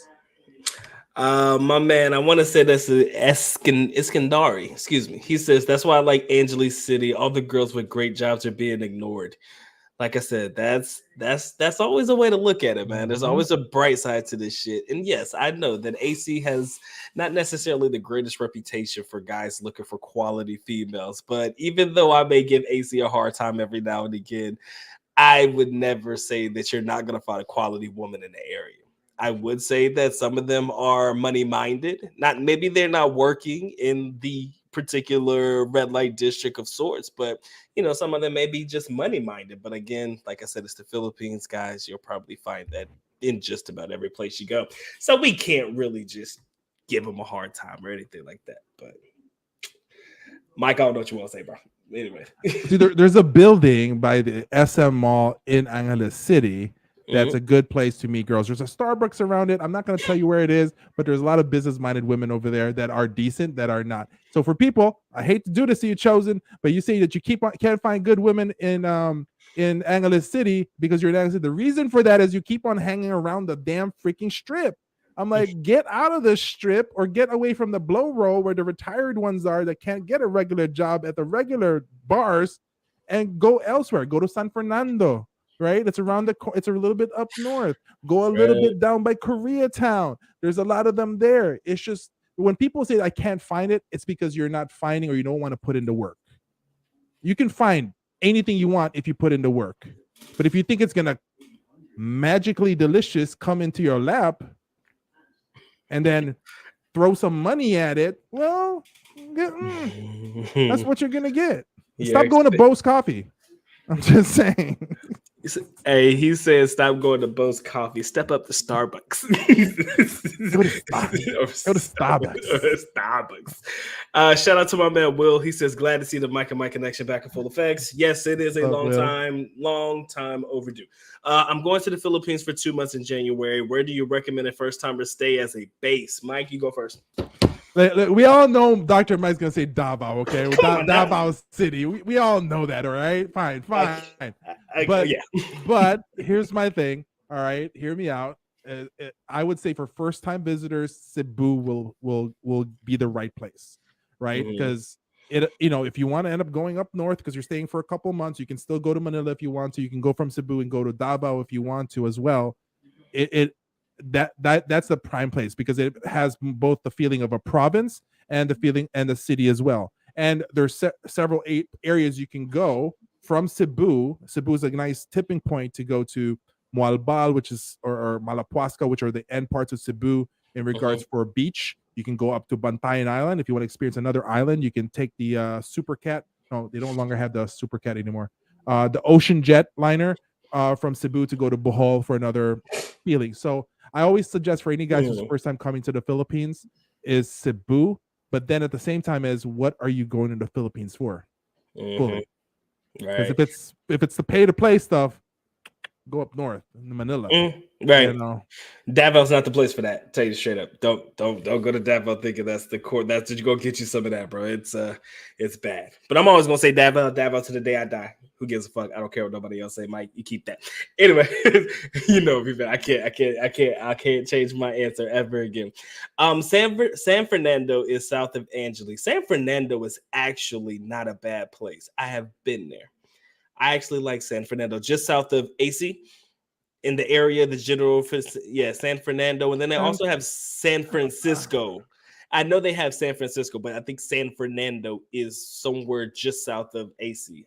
I've been there. See, when I look at the map of Angeles all the time, I'm looking at the close up. So if you look at it maybe in the Philippine map, then yes, the southeast. I don't know the actual general direction, but I like San Fernando, Pampanga. There's a lot of really nice coffee shops there that are not Starbucks. They have this coffee shop that they serve coffee and liquor. Like that's their specialty. Like all these different mixtures, which is freaking amazing.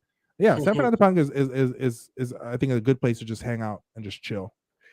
I saw this question show up in the chat with Izzy and Chris. He says, should I get her parents a pig? I have been asked. I'm thinking on the condition that I won't pay for the care. Her mom did take care of her daughter for some time while she was in Manila working at I want to say CC's call center, I believe. I don't know if that was actually directed towards anybody, but I did once upon a time want to try to own a piggery because that's fucking great money.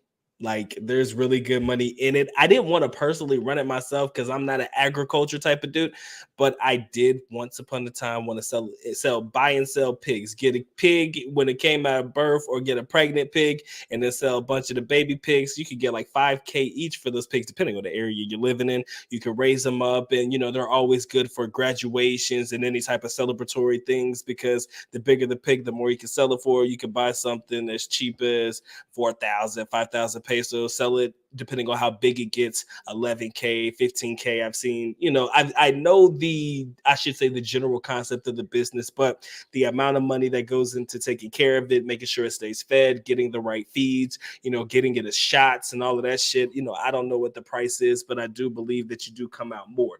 Now, finding somebody to take care of it, to me, that's always been the thing that's always the hardest, a place to put it and a place to make sure it's being cared for. That was the only reason why I didn't go full speed ahead on that shit. But Mike, I'll let you go. I'm sorry. The question is, who asked for you to buy a pig? Are you doing that because you heard somebody say it, or is the family asking for you to purchase them a pig? That's the first thing I'm going to look into. And yes, who's going to take care of the pig? Because what's next? You're going to have to put up a pig pen and stuff like that. So you have to understand what's the purpose of it. Like, if that's the case, if you already have a relationship with this woman, if you already met her and stuff like that, I don't mind saying like, yo, I'm paying for the pig to get roasted. I'm going to buy myself a lechon. I'll pay for that. But to buy a pig that's alive, to be honest, I don't know. I don't know what to say. I have to first understand the dynamics that you already have with your girl. The situation that you're in, but in the end, that's a big purchase. Yeah, especially if it's the first time you're seeing the parents. I'm like, what happened to the good old, bottle of tanduay or something like that, or I'm just, so if it's the first time you're seeing them, buying them a pig doesn't make sense to me. Buying them a nice gift when you walk in, saying hello, thank you so much, I think that's the polite thing to do. But like, I don't know about the pig thing. That's, to be honest, I would say no to it. But whoever is in whatever, just understand that you have to weigh the situation that you're in. Yeah, he did say that he was asked. So yeah, I'm thinking of the condition that I won't pay for the care of it. Yeah. I think that if you do buy, like I said, there's a lot of caveats that go into that one. My man Will says, I watched a recent video when the vloggers were saying English is much less common and harder to communicate. This made me a little wary of Davao. What? Shit. They speak good English in Davao. God dang it. Don't play with me. To be honest, English is the people from Visayas and Mindanao area have for some reason, especially if they speak Bisaya or Cebuano, for some reason, somebody was trying to explain to me the whole system of it. They're easier to teach English, as in fluent English of like, the diction and stuff like that. It's a lot easier. So to be honest, even a lot of them will rather speak English than rather speak Tagalog, which is the main language. They can speak Tagalog, but they don't, most Bisaya or people from Mindanao don't want to speak Tagalog. They'll rather speak English. So, because they won't get made fun of their English, but they'll get made fun of their Tagalog for some reason. They'll be called promdies and stuff. So I can't. Can't tell you how many times I embarrassed myself going over to Cebu and Davao and trying to speak my Tagalog, thinking I was doing some shit. These motherfuckers over here responding in English, and Crickets. shit. Right? Crickets. Like shit. If you don't sit your ass down and stuff, yeah, it was embarrassing. Isaiah Chris says, I want to say, is it Izzy that's there? She said, I'm in Davao City in the Bangkok area. Shout out to Davao City, the best city in the Philippines. Everybody knows that, but it's all good. I used to live in Toril, Toril. That was my area of choice, probably about 10, 15 minutes from there, depending on how fast the Jeep was driving. Sometimes I could get there in 5 minutes. You know, them Jeeps be going hella crazy fast and shit. But yeah, man, Davao's always going to be my city, man. It's always going to be my first love. But my man says, Mike, what are your views? I guess this is for either one of us. What are your views on dating single mothers? Ooh, I had a whole video on this one. So Mike, I'll let you go first. No, I'm gonna pass it back to you. You can go first, man. I want to know where your stance is. Fuck, man. Come on, man. Let me hear your side first, man. Shit. Okay, let's go for it. All right, single moms. Single moms. All right. I've often been hypocritical, and I've often been critical of guys that will shit on single mothers in the West, but date single mothers in the East, or more specifically in a place like the Philippines. I'm like, look, man, if you're going to have that energy, you have to keep that energy through and through. But then again, I have to look at the fact that sometimes dealing with single mothers in the West can be a whole lot difficult, a whole lot more challenging and difficult than dealing with single mothers in a place like the Philippines, right? You know, depending on the kid, how bad the kid is and all that shit, you know, it all plays a part. But for me, shit, man. To be honest with you, I couldn't see anything long term for me in a single mom. If it was me, I just couldn't. I don't think in my heart of hearts I can see myself doing anything long term or looking for a marriage or trying to build a family around that. And again, that's just me. Maybe it changes, but sometimes you might find the right girl. But for myself, I kind of feel like I don't want to start a family. I kind of want to be able to start my family, and that's kind of how I've always looked at it. I don't want to act like I'm shitting on single moms because, you know, for whatever reason they are single. Maybe the father passed away or something like that. It's not something that they chose to put themselves in that situation, and for the most part, a lot of them in the Philippines don't necessarily choose or opt to be in that situation. It just happens, you know. So it's not like you can blame them for being in that situation, but you know, yeah, it just depends. But you know, for the most part, for me, I can't see myself in a long-term relationship with a single mom. I mean, not when I'm always gonna play second fiddle to somebody's child or some shit. You know, it just don't seem like the right move for me. But for me, it should never be your first choice. Like, you know, because most of the guys are gonna meet their girls online. Let's just be honest, fellas. Most guys are gonna meet these Pinays online. It shouldn't be your first choice. And if you say something like, "Well, I accidentally met her," I'm like, "Oh, she came into my..." No. It's called your settings. Put in your settings that when you do your search, that you're not looking for for somebody who has kids. Plain and simple. That gets rid of it. Next thing is, get rid of anybody that messages you first. You shouldn't talk to anyways. All right. So now in the streets or whatever, they shouldn't be your first choice. I don't, you know, there's so many single women out there who don't have any kids, I hate to say it, additional baggage. Now, if you're with one, I'm not going to really clown on you as much. I'll let it be. I mean, once you build something up, but you have options. You travel 8,000 miles. You travel 24 hours to go to a country, and then now you're going to put food in somebody's mouth? Now, if you're willing to accept that, fine, but understand that you will never be her first love anymore. Because once a woman has a child, that's her love. The other man who no longer exists, fine, you're always going to play second fiddle. So don't expect that all of a sudden you are the primary person, even though you're putting the money in the table, you know. So, you know, but feeding back to the stuff what you said, Mike, was like that they never really wanted to be in that situation. Technically, they did wanted to be in that situation. They spread their legs open and then they said, "F me and come in me," you know. And so they technically did want and put themselves in the position, except for, like you said early on today, where they're widowed. Fine. I think that there's several, and that's where we need, unfortunately, to determine what type of passport bro you are. Because if you're a guy and you have you're divorced and you have kids, and let's say this Pinay is is a single mother as well, and maybe both of your kids are the same age, maybe there's something that can happen there. But just imagine the thought process that you have older kids who are in their 20s, 30s, and 40s. You end up with a single mother Pinay. Just think about the family dynamics that could happen, the stuff that you can ruin in your own family, regardless. And there's a lot of family that have been ruined because guys decide to all of a sudden introduce that type of a situation in them. Just watch 90 Day Fiance. There's several episodes that actually shows that actually happened where the man's kids are just like, "Arr."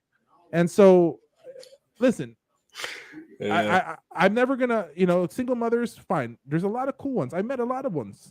But the thing though is, if you're gonna get into a relationship, they should not be your first choice because there's plenty of options. And if you're a guy that your first Pinay that you end up with sometimes is a single mother, then the first thing I would ask you to do is look in the mirror and ask yourself, what's wrong with me? And find out first, because you need to do some soul searching, because if eventually in the end you don't find anything, good for you. But as a man, during the natural order of things, we don't do that. Nah, I'm not for the starter family, man. Yeah, it's not for me. My man says, should you pregame before actually arriving in the Philippines? And if so, what site apps do you recommend? Yeah, Dr. Mike, which sites do you recommend? Just I'm gonna type it. I'm gonna type it in the chat. There you go. I'm gonna type that in. Oh God.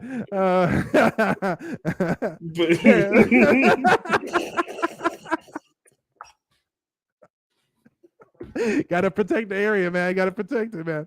So, anyways, if I was to be asked, right, coming from me, since I would several ones. And yes, when I talk about pregame meaning just getting a girl's numbers. Don't fall in love. Don't all of a sudden be like, I'm exclusive with this Filipina, all these different things. Listen, don't do it. All right.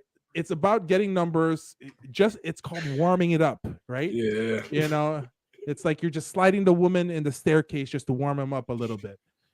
So I would literally say, okay, Cupid is one that's good, and of course pay for it. Okay, you guys have to pay, right? The free ones is not going to work well. I think okay, Cupid works the best. Bumble works pretty well as well. Because remember, the women now. I want you guys to understand the laws that of dating and online in the US applies to the Philippines as well, right? And what is that? Women will technically choose the top 10% of the guys that they want to be with. Plain and simple. Where men will be willing to go up to 60%, right? That's just the truth on how things works, okay? So it applies in the Philippines as well. So Bumble is good because if you're a decent halfway looking guy, girls will choose you first, and that's how the communication happens, and you have control, right? When a girl has to choose you, you have control, because a lot of Filipinas that actually all over per studies hate Bumble because they're feeling like men, because men can reject the women now, right? So Bumble works well, but OkCupid's my first go-to. Make sure you pay the week before. Pay the extra fee just so your profile goes in the front, right? And you'll be fine. Get those numbers and then meet up with them. And then for the guys that be like, I want to use Tinder, yeah, go ahead. Good luck. You might end up with somebody that might have something goes up in the middle of the night when you take her in the bedroom. So just saying. Negative. My man said, I was in 7-Eleven. The condoms at the counter were like 400 pesos and up. Not many locals are willing to pay that much. Yeah, now you see why that is a highly productive country. Now you see why the Philippines is a very productive country. Yeah, go to the 7-Eleven next to a call center. There won't be no condoms. Sold out. Sold out. Go sold out. And I'm one of those guys that probably had to buy it in the last minute. I'm just saying, but going into like that stuff, do not, unless it's an emergency, buy yourself a 36-pack box, right? You can get them, and if you even want, you can get the assorted boxes in Amazon. Just bring yours to the country. because you have to make sure that you have it. Don't play around, guys. It's not a game. No, it's not a game. And then and make sure you also buy non-latex, the one for people with latex injuries, because there's girls, and this has happened 3 times in my life, where they're like, I'm allergic to latex. Oh, it's okay, baby. I got the non-latex one. Because some of these girls are gonna try you, especially the ones that approach you. Like, let's be honest. You hang around enough in BGC, you hang around in certain places. There's a bunch of 304s in the Philippines. Yes. Okay, let's just be honest about this. And I mean, it's just the truth. And some of the 304s are rich women. What? Some of the most scandalous women in the country are the one with money. Yeah. And it's amazing, right? Best part of the day, bro. I promise you. It's BGC. Me and Kiki have this hidden thing that we don't talk about BGC. Listen, I'm gonna say it. Go to BGC, but guess what? Most of you guys won't. Nah. Because a lot of you guys will be like, "This is not my place." But you go to BGC and to go to right places, hang out, have fun. It's good fun. Like I said, make sure you bring the non-latex, because some girls will use that. And you always have an excuse, like, "Oh, I got you."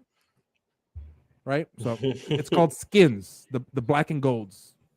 Yeah, don't they spell it with a Y or no? Yes, with a Y. Thought so. Yeah, I seen it. How do you know? Hey.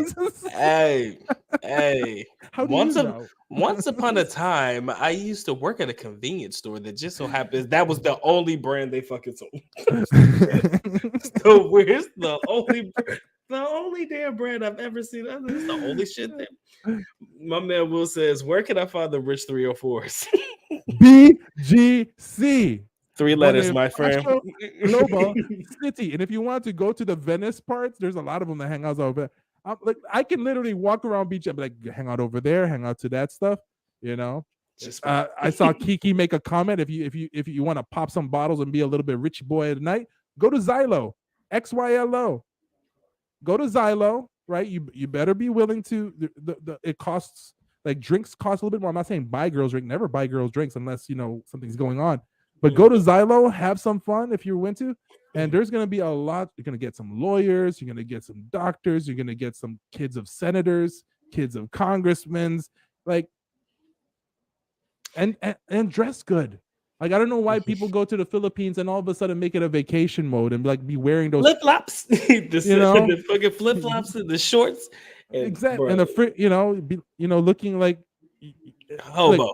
You like straight up about this. Don't go to the Philippines thinking that you're in Hawaii. Like, put some damn clothes on, man. Come on now. Right. You can't go to the club and shit. Dude, I see people walk up in clubs just bumming it the fuck out, man. It's kind of sad. And I think that's probably where secondhand embarrassment comes in for the most part. Fucking 400's just out here losing it, man. Kiki, I doubt anybody will ever go to Kiki went to BGC. He actually listened to me. And Kiki, didn't you find a girl? Didn't you find your rich girl there? Like, that's why it's called Kiki and Jasmine now. Because it used to be just Kiki on the trail. Kiki. He said it started out as Kiki on the trail. Now it's Kiki and Jasmine on this trail. Kiki, before Kiki even left the Philippines, he already bought tickets for December. I mean, that's how bad it was. Kiki was enjoying. He never even went to Angeles City. He just stayed in BGC and just stayed there, right? So I keep on messing with Kiki. I say, don't share it to everybody, but forget it, because I know now. Just like you buy a passport, that doesn't mean you're gonna fly anywhere. 80% of people with a passport is never gonna leave. But the thing though is, like I said, BGC. Doc's been there. Kiki's been there. I've been there. Victor with Iskandar TV's been there. It's a great place to be, my friend. It's an experience like no other. Even if you just don't find anything, damn, bro, it's just a different environment over there. We ate over at Vikings, man. Over at Vikings. Fucking what's the mall name? Aura? SM Aura? Yeah. Is that it? Yeah, Vikings over at SMR. Yeah, but the Vikings buffet. Yeah, hell yeah. Yeah, that shit was different. Yes, this one is gonna stay up. I didn't actually close down my Patreon. Patreon closed it on. What's up with like I got canceled on a fucking paid site, bro. How the hell do you get canceled on that shit? Patreon Andrew Tated you before Andrew Tate came into picture. That's like how bad it is. I was like, when you told me, I was like, what the hell Patreon thinking? I was like, damn. What the fuck did I do? Like, I'm thinking, how do you get canceled from a paid site, bro? You gotta pay. Yeah, they canceled me. They took down both of my channels. And I tried to put another one up. And what happened was they said, we recognize that the content that you were trying to post somewhat resembles the content of a channel that we recently removed from our platform. Oh, snap. They're like, they got me. They got me. This fucking face, man. Anyways, yeah, man. I didn't get rid of it. Trust me, they got rid of it for me. But yeah, I need to really put the website up, man. But I've been slacking. He says, speaking of secondhand embarrassment, when Mike mentions Ricky and the way he dresses, I died. Who's Ricky? I didn't say Ricky.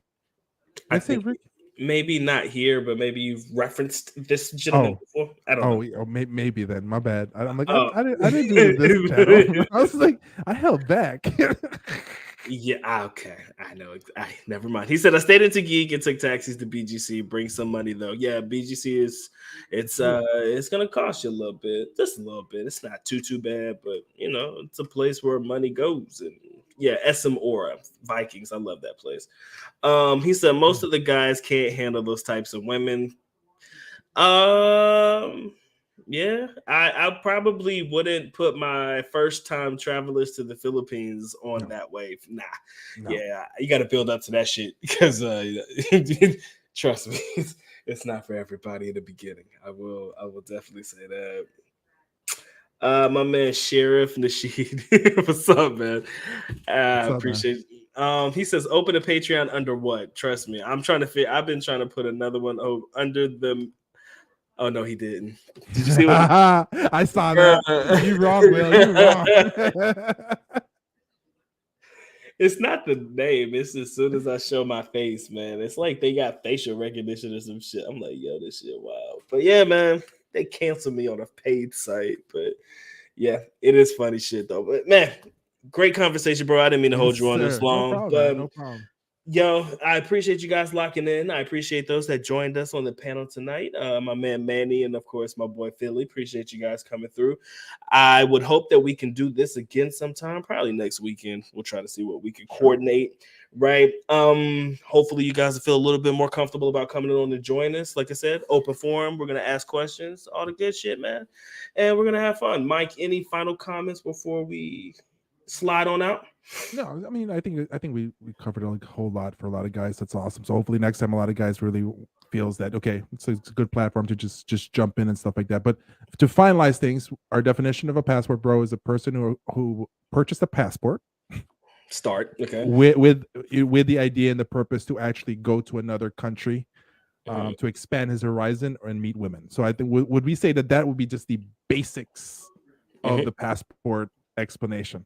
Perfect. That's I mean, that's the thing. I was like trying to create the core and then have the differentiations. Right. You got to have the umbrella, and then everybody's different definitions will soon follow. Michael Dowdy, appreciate you coming through. I just saw your name show up. Anybody's name that we missed, thank you guys for joining us. We appreciate it. Will, if you can come on next week, if you guys feel comfortable about coming on next week, I'm not sure if it'll be a Friday or a Saturday. Like I said, we'll just try to coordinate it. If we can do it, we'll definitely post it so you guys will be made aware of it in advance. All right. But yes, cool. Man, appreciate you guys coming through, locking in with the good doc and Mike himself, man. And until next time, man, y'all take care. Y'all stay blessed, man. We're out. Peace. Later.